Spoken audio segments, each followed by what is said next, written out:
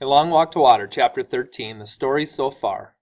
Naya likes the sound of the villagers working together to clear the land, but it is not the sound of water. Salva and the other refugees have no choice but to cross the crocodile-infested Gilo River when soldiers force them to leave the refugee camp. Southern Sudan, 2009. Naya thought it was funny. You had to have water to find water. Water had to be flowing constantly into the borehole to keep the drill running smoothly. The crew drove to the pond and back several times a day. The pond water was piped into what looked like a giant plastic bag, a bag big enough to fill the entire bed of the truck. The bag sprang a leak. The leak had to be patched. The patch sprang a leak. The patch got patched. Then the bag sprang another leak. The drilling could not go on. The drilling crew got discouraged by the leaks. They wanted to stop working, but their boss kept them going. All of the workers wore the same blue coveralls. Still, Naya could tell who was the boss. He was one of the two men who had first come to the village. The other man seemed to be his main assistant. The boss would encourage the workers and laugh and joke with them. If that didn't work, he would talk to them earnestly and try to persuade them. And if that didn't work, he would get angry. He didn't get angry very often. He kept working and kept the others working too. The bag got patched. The drilling went on.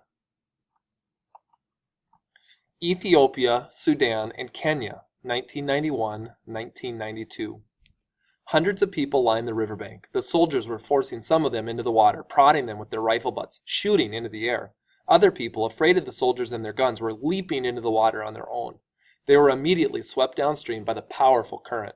Salva crouched on the bank and watched as a young man near him plunged into the water. The current carried the man swiftly downstream, but he was also making a little progress across the river.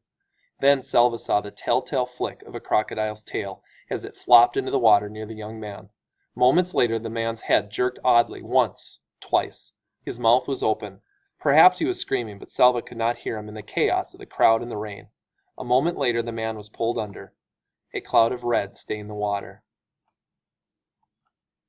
Rain was still pouring down, and it now began pouring bullets as well. The soldiers started shooting into the river, aiming their guns at the people who were trying to get across. Why? Why are they shooting at us? Salva had no choice. He jumped into the water and began to swim. A boy next to him grabbed him and clung to him tightly.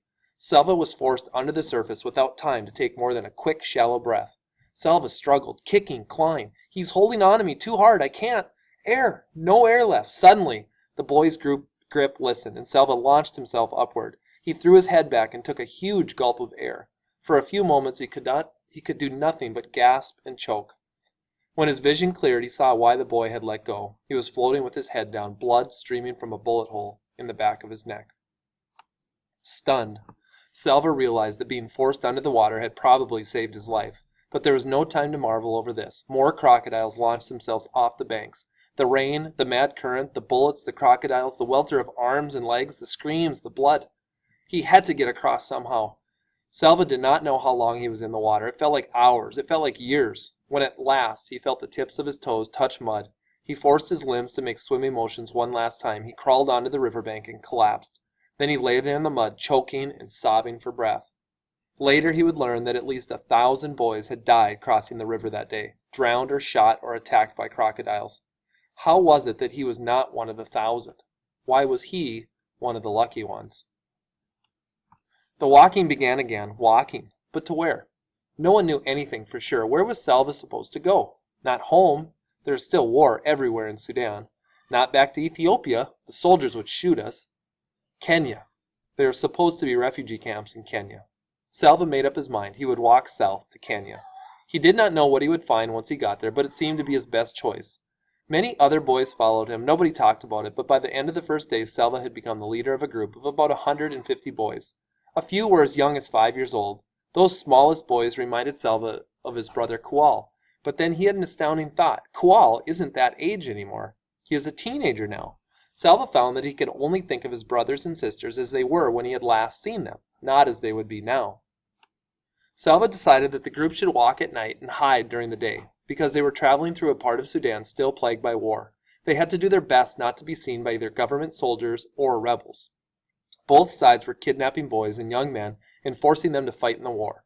Walking at night, it was hard to be sure of the right direction. Sometimes the boys traveled for days, only to realize that they had gone in a huge circle. This happened so many times that Salva lost count.